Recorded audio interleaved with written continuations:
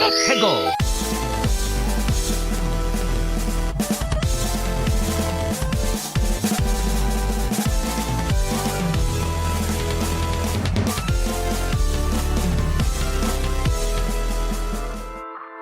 Hello and welcome to another episode of Ferret 64 with me, your host, Yemmy the Ferret. Hope everyone's doing well this week. Hope everyone's having a nice weekend if you're listening to this on a weekend.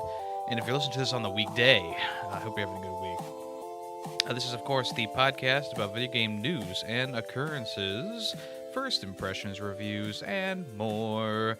We got a couple of things to talk about today, so we're going to go ahead and get started with the first part of the show, which is, what have I been playing this past week?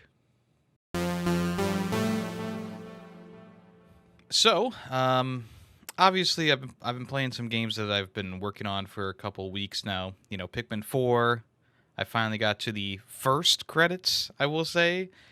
Which I was like, when it got to that, I was like, what? That can't be it, right? And of course, you know, no spoilers, but yeah, it does keep going, and there's more to do. So I'm very excited to keep playing that because, you know, when those credits started playing, I was like, well, what about all this stuff that I didn't do yet? You know, I didn't even realize I was finishing a main objective that would throw some credits into my face. But even then, it's like it's not really the end of the game. Like, you can keep going. Like, I don't know why they would put the credits there. That's a very strange thing there. But I will say, like, if you want that old-fashioned Pikmin fix, there is actually a mode that you unlock after that first credits. That's time-based. You only have 15 days or so to collect all the parts and fuel for the rocket, and that is very reminiscent of the first and third game. The second game is more like Pikmin 4. So if you want more Pikmin 4, it's suggested that you go back and play Pikmin 2. I had to get clarification on this. Thank you to whoever's video that was that I was watching. I think it was Donkey, Video Game Donkey, did a video on Pikmin 4 and clarified that Pikmin 1 and 3 are very alike, and Pikmin 2 and 4 are alike. So I like the more Pikmin 4 vibe. I played the original Pikmin when I was a kid, so, you know, that was maybe just me being a kid at the time. But anyway, yeah, I mean, you know, Pikmin 4 is still going great. I don't even know if I have any, like, minor grievances.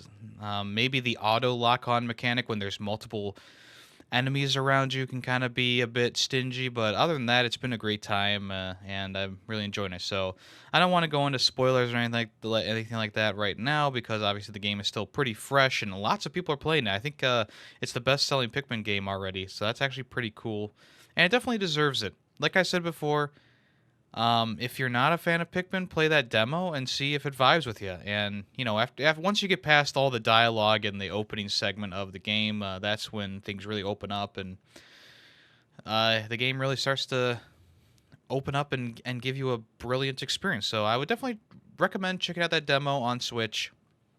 And if you vibe with it, you know, get the rest of the game, because the rest of the game is pretty much that first demo part expanded tenfold. And then I've also been playing more Remnant 2, and like, Greedy Waffles and I are playing this together, and we're swapping between games. So, you know, we play a little bit of his game, we play a little bit of my game, and I gotta say, like, I feel like there's a bit of a balancing issue with the bosses. Maybe it's with my character in general, but I feel like one hit by a boss and I'm like toast. I'm down to like 0 health, and I gotta be revived, or I gotta use a health potion, you know. And I don't feel like it was that way in Remnant 1, especially when you built your character the right way, you know. And you know, I have a lot of great memories with Remnant 1, and I replayed it about 2 years ago, just to re-solidify it as being one of my favorites, and it still holds up, and it still stands up in my opinion. And Remnant 2, even though it's very much, you know, a lot of the same, it's also quite different. And I think the main difference is just how hard the bosses hit, you know. I feel like they've definitely upped the ante on the bosses, and like the regular enemies are fine. They're cannon fodder pretty much, but sometimes those elite enemies will come in and they'll combo you. I think I've already talked about this before, so I'm not going to reiterate, but I feel like the main issue that I'm having right now, even though I still enjoy the game, the main issue is just how hard hitting those bosses are, especially when they're like, taking chip damage from your weapons for half the fight, and then they open up their weak point, but you get one hit killed by, something that happens that the boss does. It's one of those things that it's just a bit. It really does get frustrating, and it's unfortunate because I think that the game is really good, but it's definitely more frustrating in my opinion than Remnant One. I know a lot of people they get frustrated with, the tree boss and the giant floating rock sentinel, whatever it's called. I understand. I get it. Those are difficult bosses. But imagine the Ent boss or the floating sentinel boss or the final boss for every single boss in this game. That is kind of how the difficulty is against us. And that there's characters who have like melee specialties. I think Greedy Waffles is using one of those, and you boost your melee damage. And it can really eat away a boss's health bar quickly. But half the bosses, or more than half the bosses we've faced, have been floating, flying bosses. So it's like there's a whole, and also my dog. I'm using the handler. My dog can't reach the bosses either because they're floating around in the sky. So it totally eliminates part of my build, and that just seems counterintuitive to how they like. There's so many classes to use, but if you don't use a class that has range special abilities, you're fucked, and that's kind of annoying. And like I really enjoy using the handler. I think the dog is great. He can heal you, he can revive you, he can attack. But when the dog is completely eliminated, except for his healing capabilities, it's still helpful. But there's half of my special ability missing. Just like with Greedy Waffles, all of his special ability is missing. He can't do any melee attacks against some of these bosses, which is super annoying, super frustrating. Also, the puzzles in the game, we ran to one the other day that was just I don't even know. I don't even know. It was just such a weird thing with this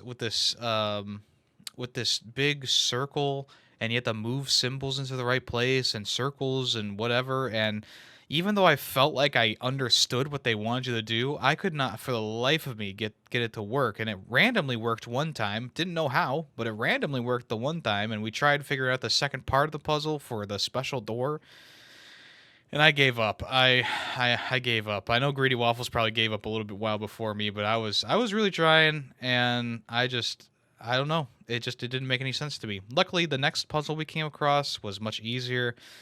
But yeah, there's just some frustrating things about the game that's just kind of annoying me right now. Um, and as I said before, if you liked Remnant but you wanted more of a challenge, this is it. Like this is literally, it's already been more of a challenge within the first 5-10 hours that we played it than all of Remnant 1. So that kind of speaks for itself. And like, look, look, I'm not looking for an easy experience. I'm not looking for, kill enemy one go every single time kind of experience. That's not what I'm looking for. But when a boss is consistently one hit killing me with what seems like a minor hit, I started to get a little frustrated because that means any little mishap and I'm done. And I'm not doing a hitless run, okay? If you're doing a hitless run, go for it, okay? I'm not, and I'm getting killed in one hit. It's annoying, it's frustrating. I have my health leveled up all the way that I can so far, and I don't want to waste all my trait points into health because, I like to spread the love, give myself some damage resistance, do something else. But I'm kind of being forced to go down the health route because these bosses just keep one-shotting me or melting my health bar with a couple attacks, and that's not how I like to play Souls-likes. I like to be a bit tanky, and maybe I chose the wrong base character. That's my bad. But I wanted to play a character who I thought would be fun, and the dog handler seemed like the most fun. And even though the dog is fun, I still have my complaints. So, sue me. Don't sue me. Anyway, let's move on to actually what I really wanted to talk about, which is Disney's Illusion Island. This is the new 2D platformer Metroidvania coming from Disney, of course, on the Switch exclusively, which is a bit odd to me that it's exclusive to Switch, but whatever. So I guess I'm gonna start with the one thing that people have been saying that's negative about the game, and that is that there's no online play. You have to have couch co-op for this Metroidvania, which I understand. Not everyone has a person to play a game with, even though you don't have to play the game with someone else.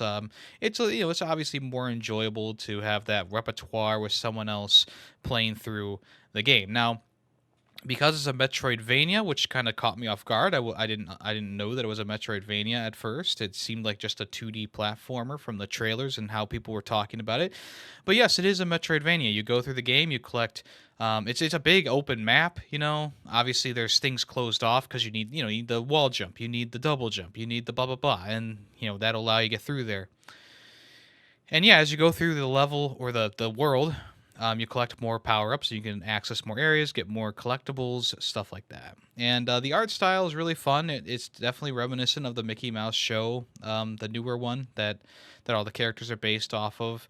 I've been playing as Goofy. The other half has been playing as Donald. There's also Mickey and Minnie, of course. And so far the dialogue is okay. It's not like it's not super funny or anything like that. But it's the story is serviceable, I suppose. You get tricked into going to like this fake picnic, and instead you're roped into helping these creatures fight against these monsters. That's the base, the baseline of it all. And there's quite a bit of dialogue here and there. There's a lot of fun character designs, though. Don't get me wrong. I think there's a lot of fun character designs in there. I think how the characters on the screen are, when they do their special moves is fun. Like if you do the double jump as Donald, he flaps his wings, or he has like a plunger that he sticks into a wall to double jump. Goofy has like a fork that he sticks into the wall to double jump. And his double jump, I'm sorry, his wall jump was a fork sticking into the wall. His double jump is a chili pepper that goes on fire and boosts him ahead. Um, and each character kind of has their own special gizmo for getting past certain obstacles, which is nice. They all do the same thing and they all get them at the same time, but it's still fun to have those different animations and those different styles for each character. Each character kind of has their their niche. So yeah, I've it's been really enjoyable. I played a bit of it, probably a couple hours at this point, and I'm enjoying it. I think that's for a Metroidvania, a kid's Metroidvania. It's pretty good, and it actually can be a bit challenging at times. Some of the jumps and some of the enemies to get around can be a little bit challenging because you can't actually fight enemies in the game. There's these cactuses and these blobs that inflate and stuff like that, and you can't fight them. You can't take them out. You have to jump around them, jump over them. Find alternate paths and stuff like that.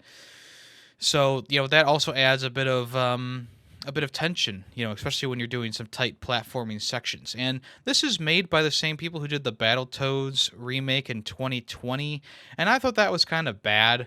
Obviously, this is much different than a beat 'em up, because that's what Battletoads was. It was a beat 'em up with the 4-player beat 'em up, and I thought that was not that good when I played that. But this Disney Illusion Island game is actually really good. I find it to be a very enjoyable. Um, and what was I gonna say? I had something on my mind that I wanted to talk about, but I kind of forget, which is unfortunate. Well, yeah, I mean the game's fun, nice art style, you know, surprising good Metrovania. Oh, I remember what I wanted to say.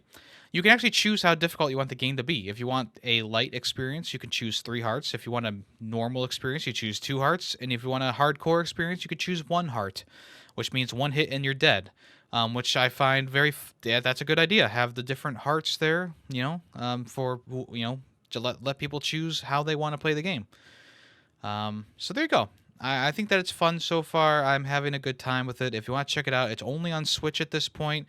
You can buy it digitally or physically. There's really nothing you get with the physical version other than fun inside art as usual. There's no manuals or anything like that anymore with these games, unfortunately. Also, the music is really fun, and the collectibles are also really fun too. All memorabilia throughout the Disney heritage. Like you can buy, you can find, not buy, you can find like the Steamboat Willie stuff. So yeah, his steering wheel, his outfit, something else. And I think that's really cool. I really like that. As a person who grew up with Disney, it's a lot of callbacks to things I remember personally, and of course, there's some things I don't know about either because I stopped watching the Disney Channel when I was like 13. But I still watched the movies, of course, but also I did get back into the Mickey Mouse show of those like 15-minute little cartoons. Those are really good, and that's what this game is based off of. So that gives me some point of reference as well, at least.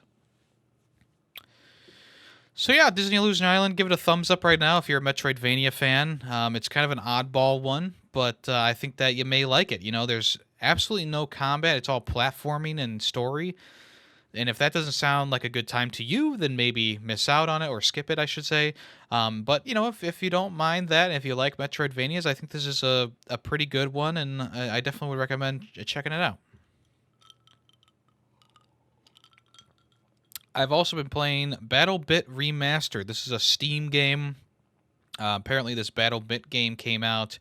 Kind of looks like it's like a Roblox kind of graphic style, or you could equate it to Minecraft, I guess. And the main thing about this series or this game is that everything is destructible. I believe this game came out around like the Battlefield 3 or 4 time, back when the game was becoming less destructible, and had more microtransactions thrown in. So people banded together and made this Battlebit game. And essentially, it's just it's $15 to play, so it's not free to play or anything like that. But it's this big, massive multiplayer game, up to 132 players versus each other on each side, which is kind of crazy. Big, massive maps, completely destructible with dynamite, sledgehammers, TNT, stuff like that. Lots of different weapons and classes to use. It's all modeled off of Battlefield. So if you're looking for a Battlefield-like experience, but you don't feel like playing Battlefield 2042 or 2540, whatever it's called, whatever the newest one is called. I think it's 2042. Then check out Battlebit Remastered. It's got a lot of modern style weapons in it. So M4A1s and AK-47s and stuff like that. But here's the thing: I'm not having a lot of fun with it. I think that the game feels pretty bad, in my opinion. It's a very floaty control style when you move your weapon and stuff like that. Obviously, it's to get a little bit of that realism in there. Your character not moving as quick as like a Call of Duty or a regular Battlefield game. I understand that. But for me personally, the controls are fine, but the way that your character moves, how kind of slow they kind of turn and look and stuff like that, it's a little bit off-putting. And I've tried to adjust some of the settings in there. It just doesn't. Nothing feels right at this moment, and it's kind of unfortunate because I think that in general this is a good idea.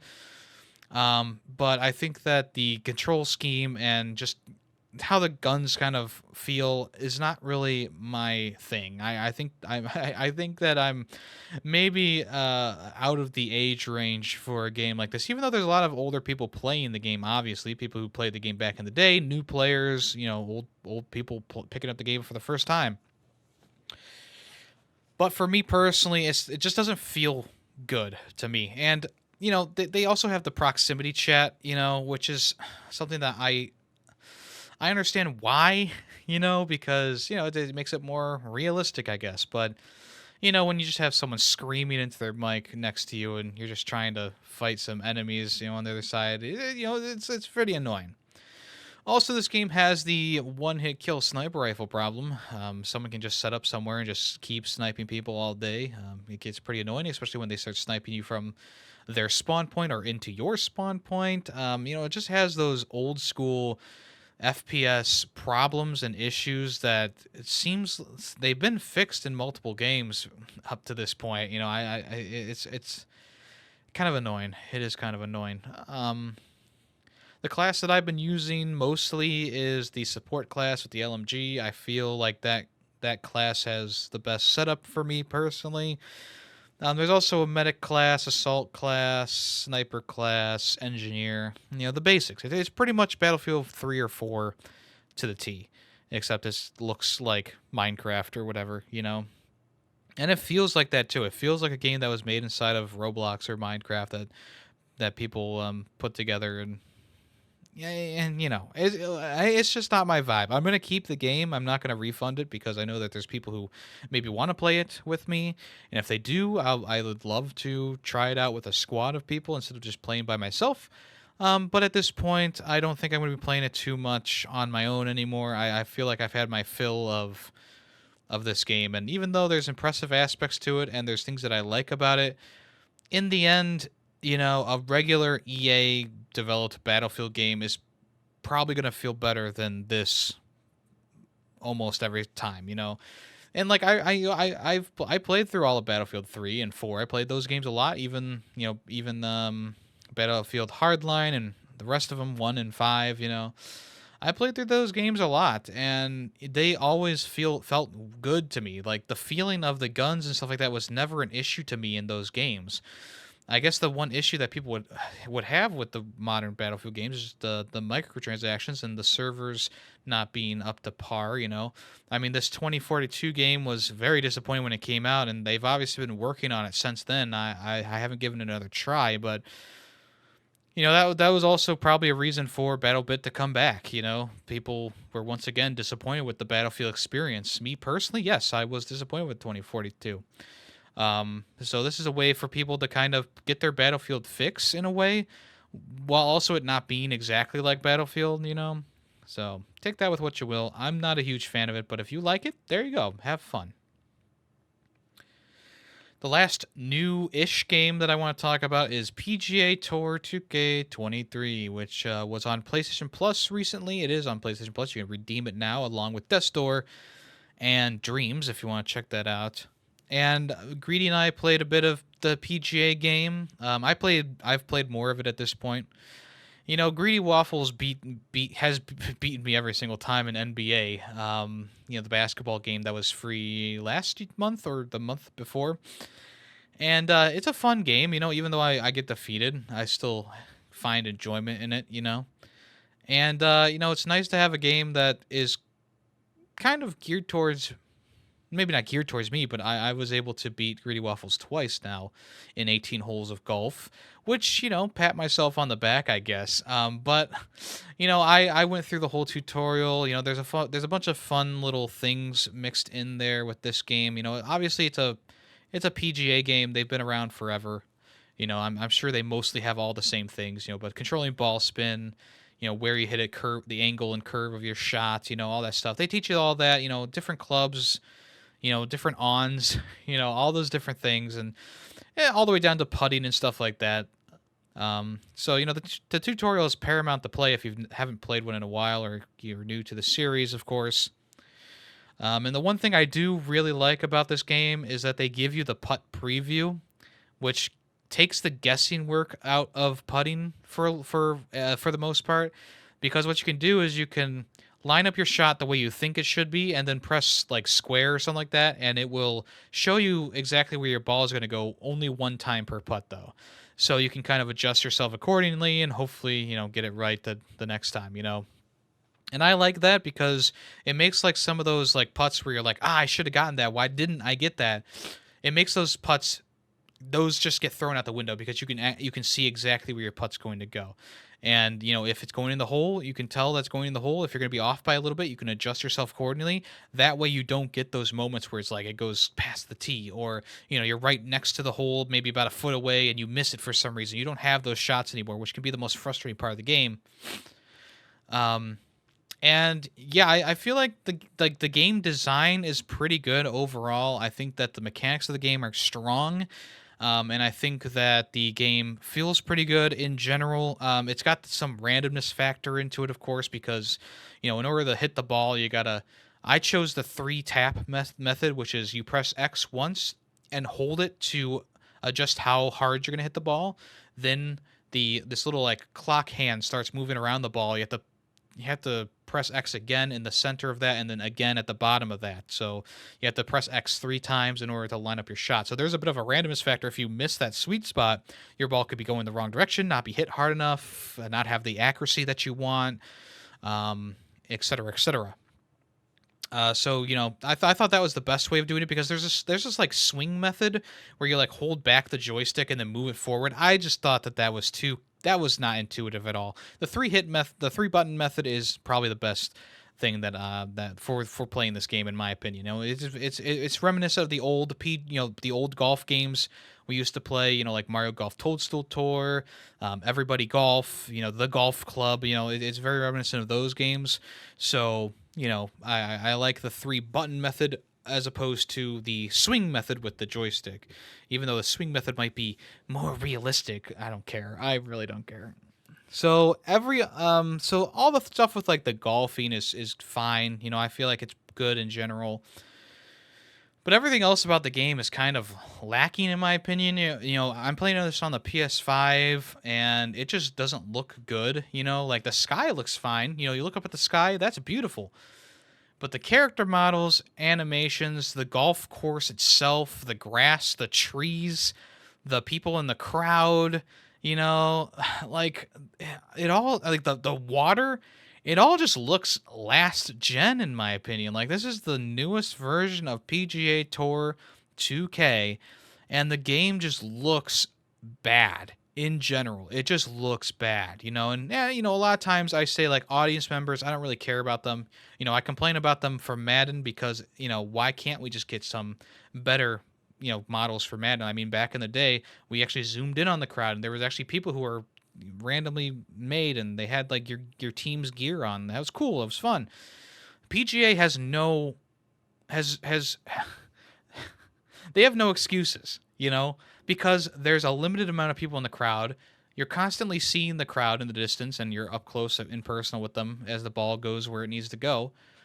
Just make them look better, just make the crowd look better and react like a regular crowd, And the characters models in the game, besides from like Steph Curry and John Cena, everyone else in the game just looks bad, Custom characters don't look good either. I made my own custom character as ugly as I could possibly make him, and like, yeah, he doesn't look good, but I find the game to be frustrating in that aspect, because half of a sports game is just the visual quality. The other half is simulation, right?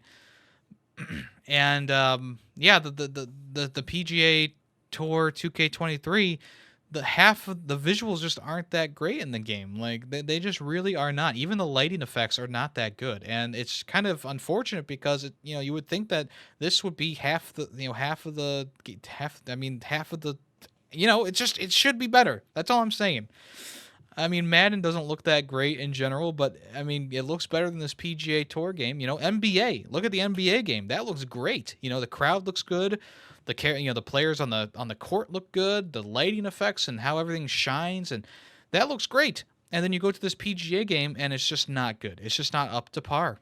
But the other part of this game is the career mode, where you can get sponsors from companies, and you play golf, and you try and get up in the tournaments and stuff like that. It's just something that, like, maybe I'll play here and there, but it's not something that I'm like super into. I've never really been a fan of the Madden career modes, or I didn't even try the NBA one. So yeah, PGA 2K23, I think that in terms of a golf game, if you want a golf experience, it's good in that aspect, but if you want everything else associated with that, it's not that great. Add it to your account anyway, because it's, free with PlayStation Plus, but I digress. It's not my favorite thing in the world, even though I have been enjoying it. I think that looking at the game visually just is bad. All right, on stream, we finished up our July plus, June plus contest, or whatever you want to call it.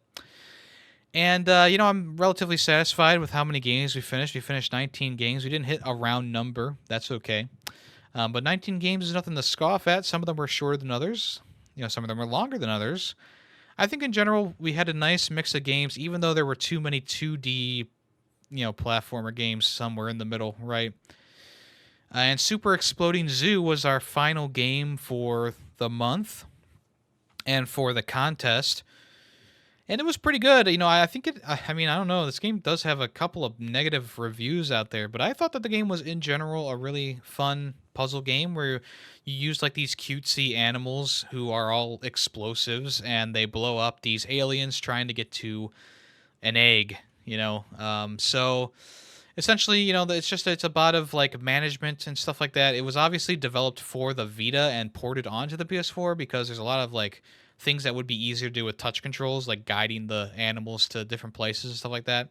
But in general, I thought it was a fun experience. The soundtrack was annoying because it was the same song over and over again, but I did like how the levels progressed and how things went. I do think that they needed to spread out, or yeah, they needed to spread out and utilize some of the characters more.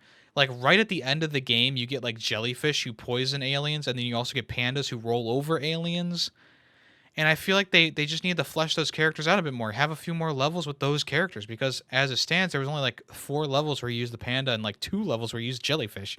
And I'm like, okay, come on, there should have been more here. There should have definitely been like a whole nother level or whatever, batch of levels. There are 80 levels in the game, which is a nice number, but a lot of them were just kind of like one time go through them kind of things, because in general, once you get the vibe of the game, you can kind of figure out the rest of the levels pretty easily. But yeah, I mean, I liked it, I enjoyed it, I thought it was fun.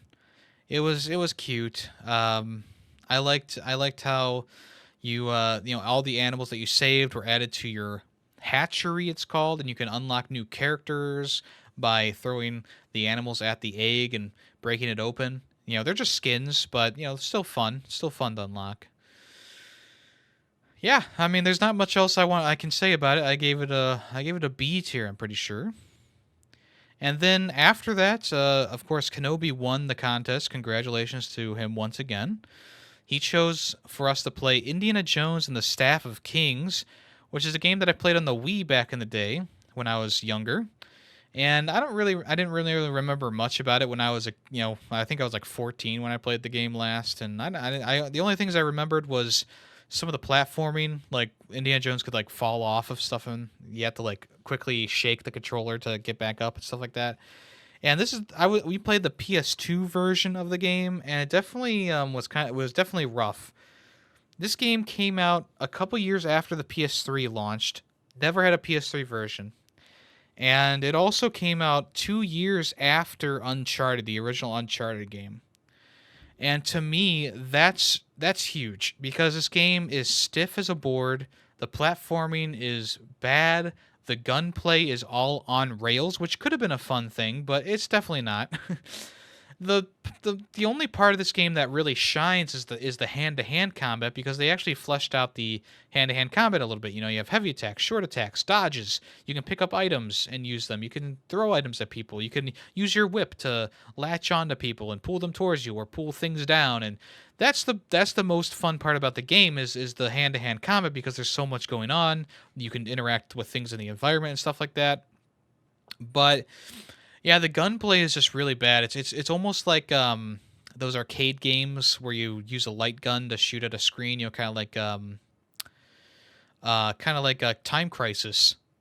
But you go out of cover, you shoot a few rounds, you reload your gun. It's very basic, and it's all on rails, so you can't like move around and go to different cover and stuff like that. It's just something that I don't want to see in like an Indiana Jones game, especially, but also in a game that like this. I understand maybe having the gun would have broken the hand-to-hand combat controls. I don't know, but yeah, not amazing by any stretch of the imagination. Also, the story was weird. There were some weird story beats in there that I thought were kind of ridiculous. At the end of the game, the main villain, like his gun runs out of ammo, and instead of just like using another gun, or maybe kicking Indiana Jones out of the blimp that they were flying in, he grabs the staff, the staff of Moses, and just blows up his own ship and causes everyone to crash land into the ocean. Right?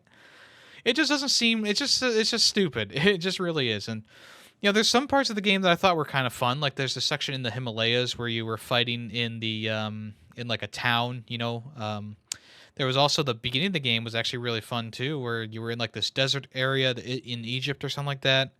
I thought those sections were fun, but there's a large section in Panama which is it was extremely boring. Istanbul had a bunch of boring stuff going on. There's a lot of areas that were just kind of boring.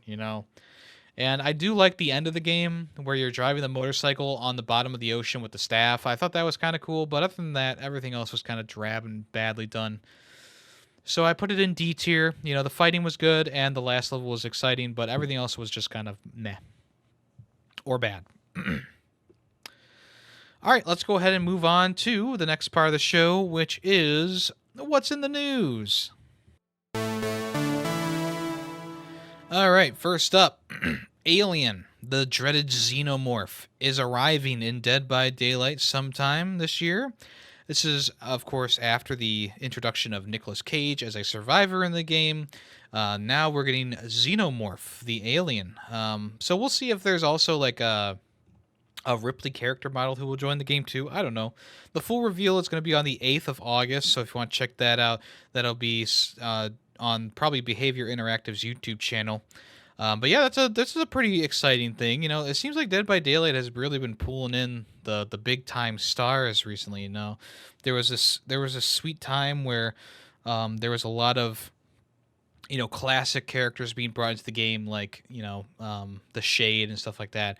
And now it seems like we're having another kind of renaissance where we're getting all these other characters being put into the game, like Alien and Scream Mask, whatever his name is, Ghostface. So yeah, I think this is a pretty cool addition. Of course, we don't really know how the creature is going to work in this one. It looks like they're definitely using the original Alien design, so that's kind of cool. So yeah, well, I guess we'll find out more about that on the 8th of August. EA Sports, the college football game, is making progress, says the lead developer CEO Andy Wilson. So EA Sports college football, I don't think it's being called NCAA this year or whenever it comes out, was announced all the way back in 2021, and it was supposed to be released in 2024. Most recently, though, apparently they're going to have to start paying the college students who are in the game $500 a piece, which is going to be a lot of money, seeing as there's a lot of colleges, there's a lot of players in the league. The CEO, Andy Wilson, as I already mentioned, said that the financial call overnight that for the licensee is somewhat of a bottleneck for the title, but the team has made incredible progress behind the scenes.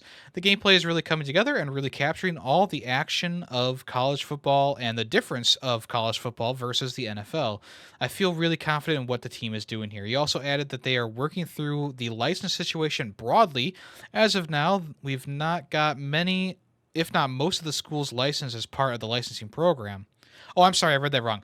We've got many of, if not most of the schools licensed as part of the licensing platform. We'll continue to work with various governing bodies of the sport in the country and some key third-party partners we have around the world, and how to include college athletes themselves into the game. Despite these hurdles, he wants to say that they are confident that the game will be an incredible reemergence of the college football experience and will capture all the action and pageantry driven by the schools and all that goes on within the schools in the context of the game. So this is obviously not going to be a reskin of the Madden games, thank God. Will it feel like the old NCAA games? I don't know. Time will have to wait, and we'll have to tell.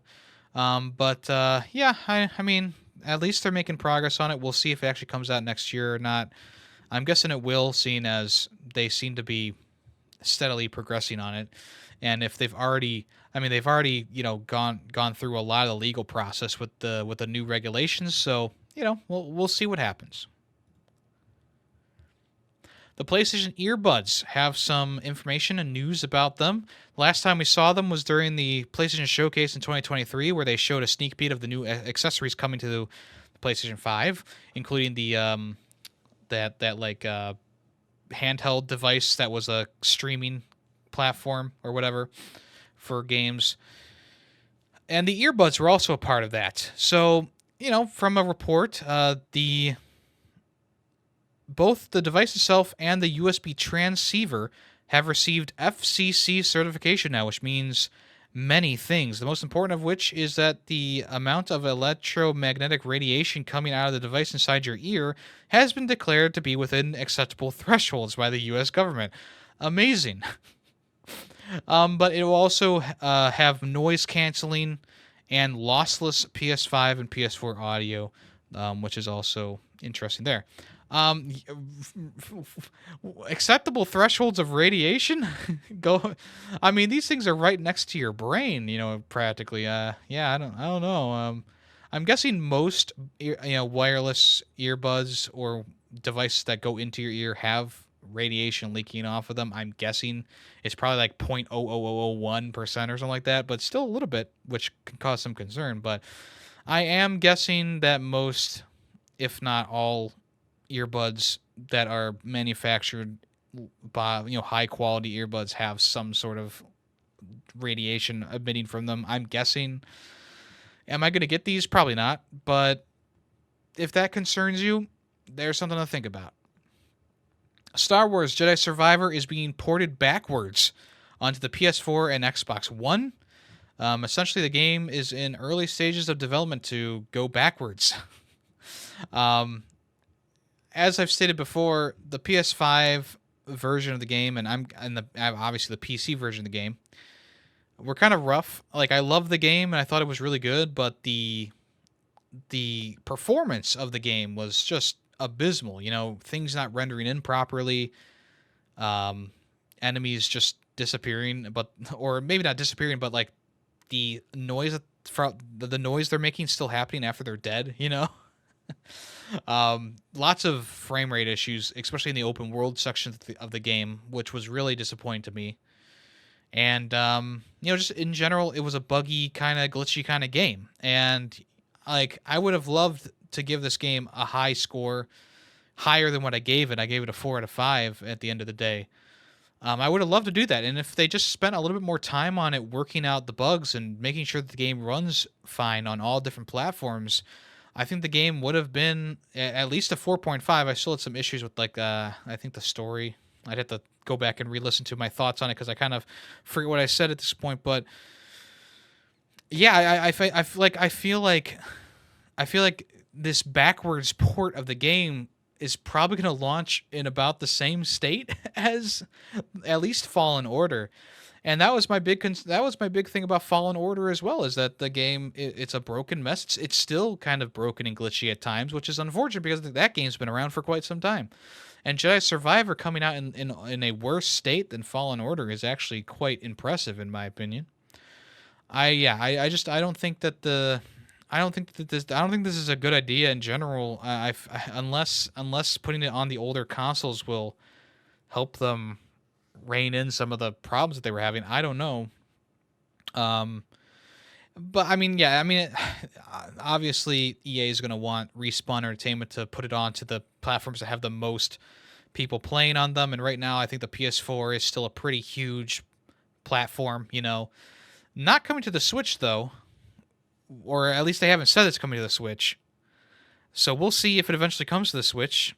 I'm going to guess not, but you never know. The Xbox One, I'm guessing they're just bringing it over to that because it's pretty similar to the PS4 at least, so maybe it's a pretty easy port job, but I guess we'll wait and see. So, yeah, hopefully it comes out in a better state than the original launch of the game. I wouldn't hold my breath, though. I definitely wouldn't hold my breath. But like I said, I think that the game is still good. I think it's a great game. 4 out of 5 is not a bad score. It's above average. But, I have to judge it on how I played the game and my experience with the game, and maybe they have fixed a lot about the game. I don't know. All I'm saying is that it would have been a better experience for me personally if it was fixed by the time that it came out, instead of me having to suffer through the low frame rate, the bad rendering times, and everything else in between. So, I understand if if you don't feel like getting the game on the older systems, but maybe wait for some reviews that come out, see if people if the game is better or not. So we don't know when the game is going to be coming. It's just in the works right now. I'm guessing it's going to come within the year or so. I'm guessing, but we'll wait and see. A longtime composer for From Software has left the studio to become a freelance worker.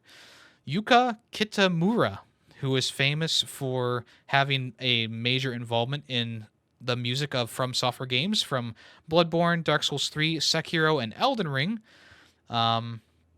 They made the announcement on X, aka Twitter, on Wednesday, saying that they thank everyone for their continued support, and they have left From Software to work as a new freelance composer starting in August. So obviously that's right around now. 12 years with the studio gone by, her intentions are clear: to walk a noble path of a freelancer and wander wherever the wind blows. That's a weird way to put that. She dropped a new demo for, I don't know, what did she drop the demo for? Maybe just a new song that she's been working on. Sounds pretty good. But yeah, she wants to change from the usual From Software fare. So obviously she wants to do more than just do those grandiose, big, theatrical, I would say, composed songs. Yeah, one of the fan favorite songs that she composed was the Lady Maria soundtrack or theme from Old Hunters DLC for Bloodborne. So yeah, I'm sure she'll be getting lots of phone calls within the next year, even in the next probably week or so, to work on people's games. Good for her, though. Hopefully she's making more money, and I think she deserves it. Sifu is getting its final update soon, I think, on the 7th of September. So it's about a month away at this point. So essentially this is adding in the big final arena, I guess you could say. Essentially, it's like on top of a skyscraper, and all the different bosses from the game are kind of looking onwards. I'm guessing you fight each of them as you go through it. But there's going to be 6 dynamic areas, 75 thrilling challenges, and an array of gripping modifiers and cheats, as well as film-inspired outfits. So yeah, it looks like the final drop is going to be pretty interesting.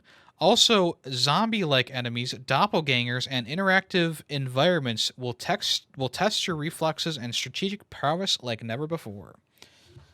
Sounds like it's going to be a pretty beefy update for the final one. When I played the game, I was kind of like indifferent about it. I was kind of like split down the middle. But there's one thing you gotta say: is the combat is unique and interesting. So if you want to check that out, that'll drop on the 7th of September. Speaking of combat-focused games, Wolong Fallen Dynasty has revealed its roadmap for a few months in the future here. Some things are going to be paid DLC, other ones are going to be free updates. Let's take a look. There will be a free update in August with a new mission for Boss Rush Part 2, balance adjustments, and feature improvements. In September, there will be a free update and a paid DLC. The paid DLC will be called Conqueror of Yangdong. A new weapon type, a new story, mission, difficulty level, enemies, divine beasts, equipment level, rarity, equipment, and endgame content, and more will be a part of that DLC, which is paid. And in the free update, there will be a new wizardry spell, a Lies of P collaboration, and a major balance adjustment and feature expansion. In October, there will be another free update not called anything. They're just going to do balance adjustments and feature improvements. In November, another free update. There will be a Neo collaboration along with a balance adjustments and feature improvements. And in December, once again, there'll be a paid DLC and a free update. The free update including a new wizardry spell and balance adjustments. In the paid DLC, Volume 3, it's going to be called Upheaval of the Xinjiang. There will be pretty much everything from the last one. New weapon type, story, mission, difficulty, blah, blah, blah, blah, blah. So yeah, that all kicks off in August with the new free update adding Boss Rush 2. And then in September, the new DLC pack will be dropping in. So it's nice that they're giving so much love to this game. I thought it was a very good game when I played it. Thought it was a little bit too easy. Pretty counter to Remnant 2 in my opinion. But it was still a really fun game. Very unique style. Definitely worth playing and checking out, especially if you have Xbox Game Pass. So yeah, we'll wait to see how that new DLC is in September, and if these updates really do improve things. Devolver Digital is showcasing a... I'm sorry, is doing a delayed showcase. Essentially what they're doing is they're going to be revealing all the games that have been pushed back to 2024. This will be on the 7th of August, starting around 8 a.m. Pacific time, which is a pretty early start time for something like this. So that's going to be 7 p.m. British Standard. Probably, what is that, like 11 o'clock p.m.? I'm sorry, 12 p.m. Eastern time. But yeah, essentially they said that they're going to be showing off it's the first ever showcase celebrating games that courageously are moving to 2024. So I guess we'll see what this is all about. Hopefully we don't see anything that I've really been excited about, like Gunbrella or the Plucky Squire, but you never know. We may be seeing those games be delayed. There's a lot of games that obviously were announced a year or so ago that we haven't seen anything about in a while. I'm guessing that those are the ones that are going to be pushed back. Plucky Squire, Gunbrella, Pepper Grinder, stuff like that. So I guess we'll have to wait and see on the 7th of August, which is tomorrow, the day that I'm recording this. Alright, so if you don't recall, I talked about how Mario Kart 8 and Splatoon on the Wii U had their servers go offline. Well, in a twist, the service has been re-upped. After 5 months of going offline, the Wii U servers for Mario Kart 8 and Splatoon are back online. On August 3rd, they came back online.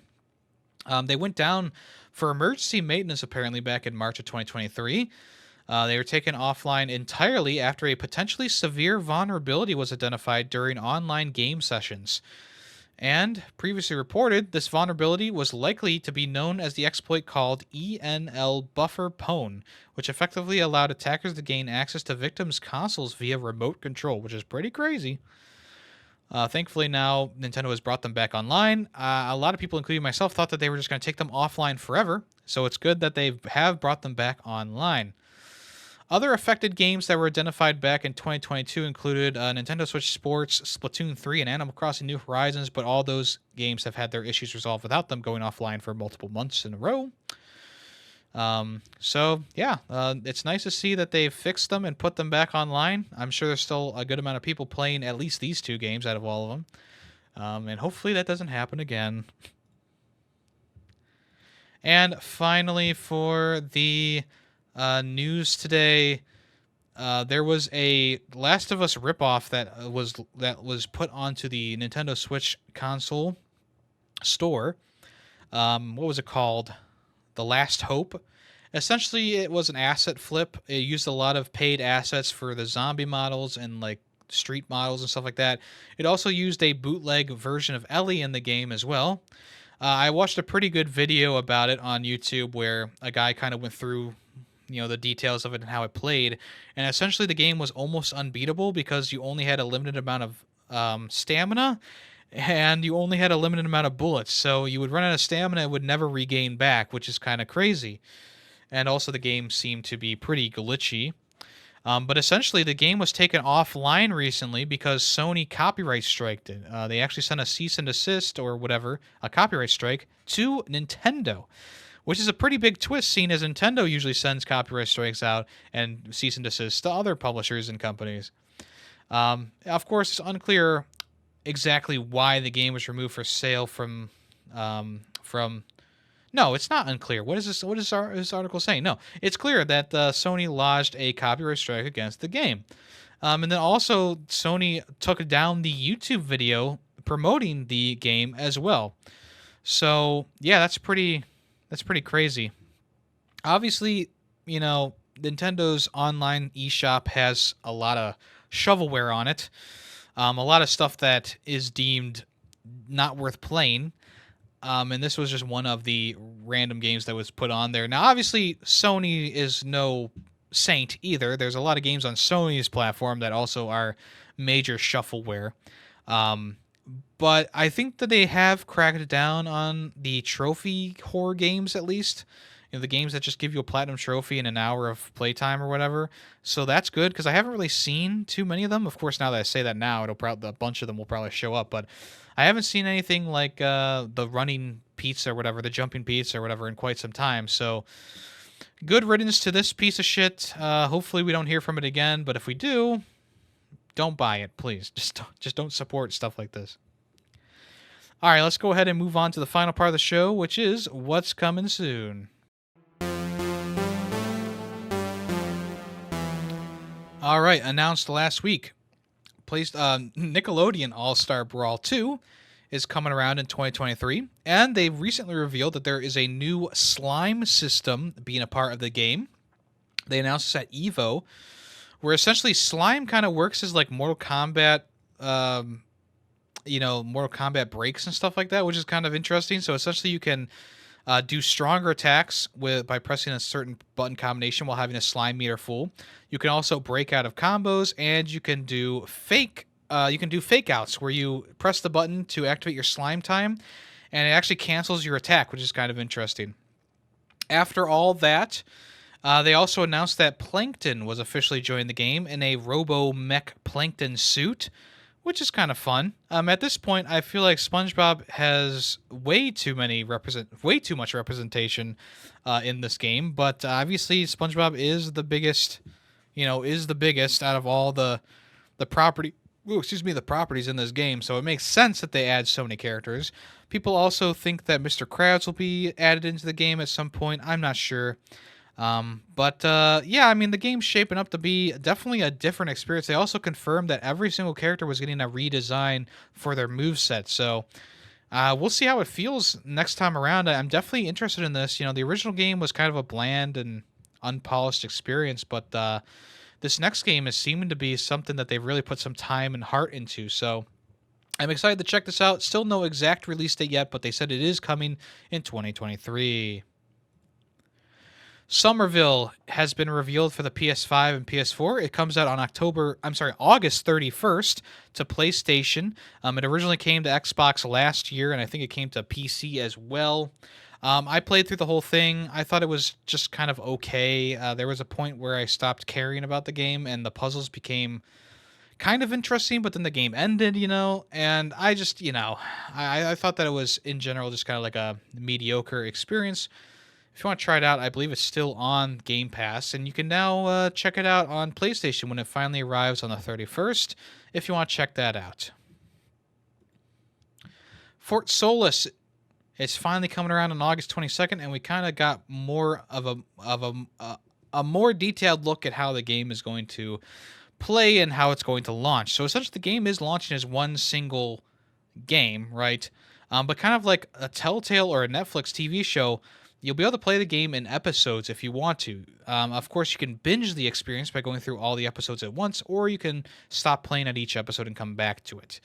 The developer said that each episode is going to be about an hour long, and the developer gives you a chance to play the whole thing in one go or split your time up between each episode. All 4 installments are shipping on the same day on August 22nd, like I said, for the PS5. So if you want to check it out, it is kind of like a Telltale game, I'm guessing. It doesn't seem like there's going to be a lot of combat or anything like that. A lot of walking around possibly and puzzle solving. It seems like you have a kind of open world at least to explore. I think the game is going to be interesting. It's going to be interesting to see how exactly it plays because we don't have a lot of information on it, but it does look like it's going to be a lot of walking around, hiding, possibly running around, stuff like that. So I guess we'll see. We'll see how it is. Like I said, that comes out the 22nd of August. I am interested in checking it out. I don't think it's going to be like combat heavy or anything like that. So if you're going into this expecting like the Callisto Protocol or Dead Space, I don't think it's going to be like that at all. So yeah, we'll see exactly what it is on the 22nd. Stick to the Plan. This is a game about a dog who has a long stick in its mouth, and you got to get around some puzzles. Like these kind of like blocky platforms. So essentially, you got to press switches, light the stick on fire, and light torches and stuff like that, move stuff around, all with the stick in your mouth. In a press release, they said Stick to the Plan is a cozy and soothing puzzle game that takes takes you on a journey with Roberto as he embarks on a quest to get the perfect stick along the way. The mechanics are simple: move, rotate, and pick up or drop your stick to avoid obstacles and drop a plan to the goal. But be careful, and not be as easy as it seems. Simple and accessible controls, more than 60 levels across 5 different locations, beautiful 3D environments, and discover the story of Roberto through illustrated vignettes in each world. So yeah, it looks kind of fun. I think it's going to be one of those like $10 kind of games. It's releasing on the Steam, Epic Store, itch.io, and Switch as well. If you want to check it out, that comes out on September 12th. If you want to check it out, it looks kind of fun. Mortal Kombat 1 revealed the new, not a new character, but a returning character coming to Mortal Kombat 1, and that is Garrus. He is the Keeper of Time from Mortal Kombat 11, who had a encounter with an anchor that forever caused him to fall through the sands of time. And in Mortal Kombat 1, it looks like he's still the Keeper of Time, but he's going to be helping, or at least maybe allying, with Liu Kang, or Kung. Wait, Liu Kang? Yes, Liu Kang. I sometimes get Liu Kang and Kung Lao swapped around, but yeah, essentially his moveset looks like it's more focused on that time manipulation aspect where you can actually freeze people and do command grabs, it seems. So if you want to check out this gameplay, it's on their YouTube channel, of course, and it looks pretty good. And I think that Garrus, out of all the characters from Mortal Kombat 11, is definitely worth bringing back because he was a fan favorite and he was a pretty cool character. It'll be interesting to see how he works in this game with how the new world is set up. They also showed off 2 fatalities at the end of this one. One where Liu Kang essentially sucks someone into a black hole, and another one where Garrus shaves down half of Baraka's body with moving sand. Pretty cool. All right, here are 6 games coming to Xbox Game Pass between August 1st and 15th that we know of so far. Celeste, which is already available. A Short Hike is already available. Broforce Forever coming August 8th. Limbo coming August 9th. Airborne Kingdom coming August 10th. And then Everspace 2 coming August 15th. And here are some games leaving Xbox Game Pass on the 15th of August. We have Death Stranding on PC, Edge of Eternity, Midnight Fight Express, and Total Warhammer 3 on PC as well. So make sure you play those before they go bye-bye on August 15th.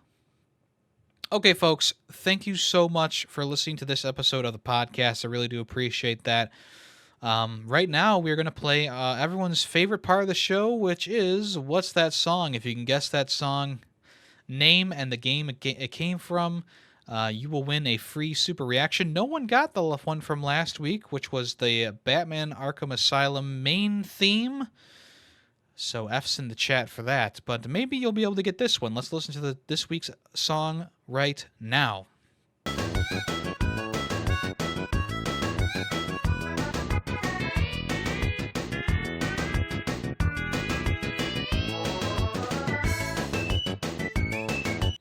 All right, if you know what this song is, and you can be the first one to enter the Discord and type it into the Ferret64 channel, you'll get a free super reaction. If you're listening to this on YouTube, you can also comment down below, and I will give you a heart. All right, folks. If you want to check me out, I stream on Twitch Monday, Tuesday, Thursday, and Saturday. Right now, we're switching between Ratchet & Clank Going Commando, which has been really good so far, and God Hand, which is a game that I recently got on PlayStation 3. It's a PS2 port, but it's only $20 on PlayStation 3 as opposed to like $150 physical if you want to get that on eBay. So I opted to go with the PS3 version since the store's still up, so might as well. So we're going to be starting that on Monday, God Hand, which it seems pretty crazy. We'll see how it goes. But yeah, Going Commando has been really good so far. We're going to pick that back up on Tuesday next week. If you want to check out anything else I do, I also host a podcast with 3 other friends called Film Freaks with a Z. Last episode, we talked about Air Bud. The next episode is about Looney Tunes Back in Action. If you want to check that out, that'll be available on Friday next week. Also, anything else, it's all at Yemmy the Ferret, whether it be Twitter, YouTube, Instagram, I guess, all those different places. Also, you can follow the Yemmy the Ferret VODs channel. for VODs of the live streams uploaded to YouTube, and shorts. YouTube shorts are also uploaded there as well. And that's about it for me, folks. I appreciate you listening. I'm Yemmy the Ferret, and I'll talk at you next week. Bye-bye.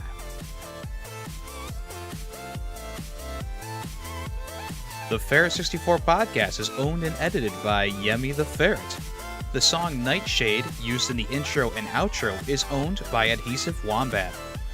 Small sound clips during the podcast were made by Yemmy the Ferret. News sources include NintendoLife.com, PushSquare.com, and PureXbox.com. All opinions video game related are my own. Thank you for listening.